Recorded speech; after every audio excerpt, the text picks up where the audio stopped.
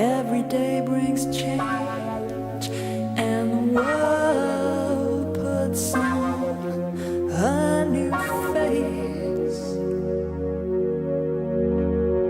Certain things rearrange, and this whole world seems like a new place. Secretly I've been tailing you like a fox that preys on a rabbit, and I knew that I was captured. What's this whole world coming to? Things just ain't the same. Anytime the hunter gets captured by the game.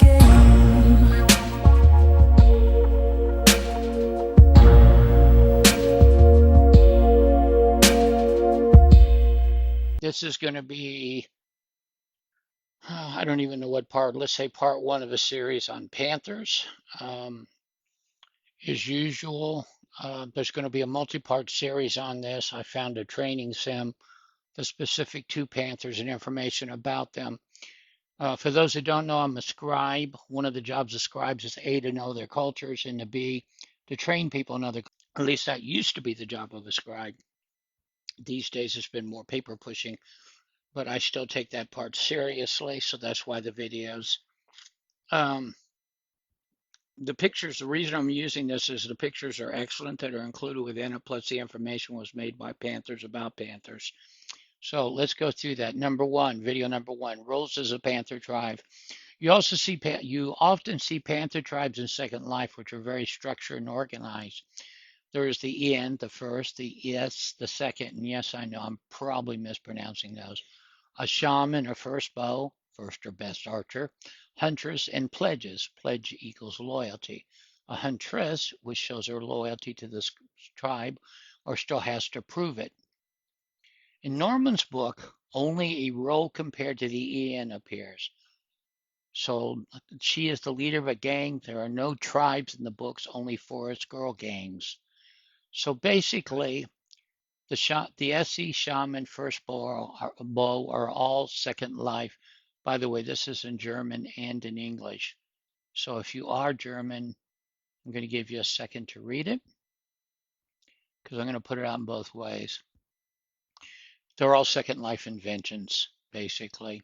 Nevertheless, these roles are beautiful and make sense, and that's why they're largely established in Second Life gore.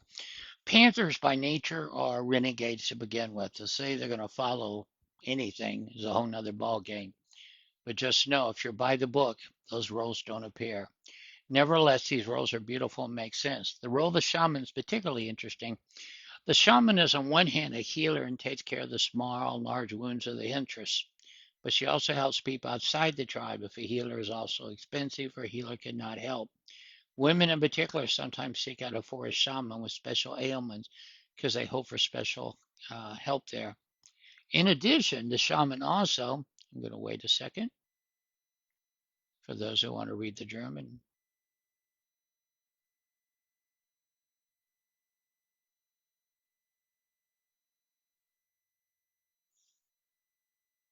I forgot you can pause this and read it. Me bad. Okay. In addition to shaman, many huntresses tend to be shaman. In fact, only a few are chosen to become a good shaman, and it's not to collect herbs and know their effects. A shaman is really good as she's found her own way, is calm, and radiates this calmness and her knowledge to the tribe. Concern Talunas, Panthers, and Huntresses.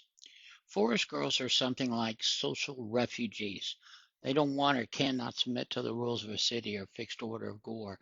They also don't submit to the fixed order of their own in the book in general, like we just pointed out. They don't follow the book. I'm going to take a second.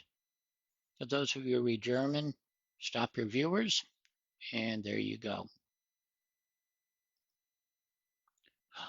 They live in the woods and are constantly struggling to survive. They are largely in harmony with nature, feeding on hunting and what they find in the forest. Forest girls are often runaway Kajiras or free women who should be married against their will. Sometimes women have been expelled from the city. rarely also prisoners of a tribe who then join the tribe. Summarize, panthers are women who seek freedom and hope to find it in the dangerous forests of Gore.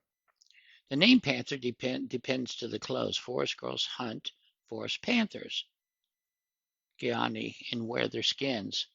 Forest girls often live in groups, but there are also loners who have not yet joined a tribe. These tribes themselves can be very small, but contain also up to 100 forest girls. Mission to a tribe is not easy. Some tribes even demand you kill another forest girl in a fight and take her place. This particular thing flips, so if it does, just keep going. Of course, that cannot be implemented in Second Life in that way. That is why it is held that a strange applicant first has to prove that she deserves freedom, the royal pledge, and is not a humble servant. Forest girls are not sisters. They are competitors for food and habitat. Now, the reason I bring up sisters, if you're in the same um, group as a slave, you call each other sisters. They're saying not true in this case. They are competitors for food and habitat. Fights between the tribe are not uncommon. They enslave and sell forest girls without hesitation, and also they reveal the location of strange camps in return for considerations. Many Gorians, especially in the city, do not believe the mysterious forest girls actually exist. They are almost a myth. They seldom leave the forest to make contact with the outside world, for example, to change things which do not exist in a forest. They trade in fur, honey, herbs, and everything they find in the forest, and they like to exchange metal objects for this, for example, iron arrowheads. Now, this isn't quite true. There are some branches of panthers who literally come in and trade quite often. So this whole thing about they basically they basically don't come out is not true. There are cities where I know of where the panthers show up almost every day and hang. So not quite true. It depends on where you live. They also have secret trading places near the rivers where they display furs or slaves for sale. When traders come by, they suddenly emerge from the forest for trading.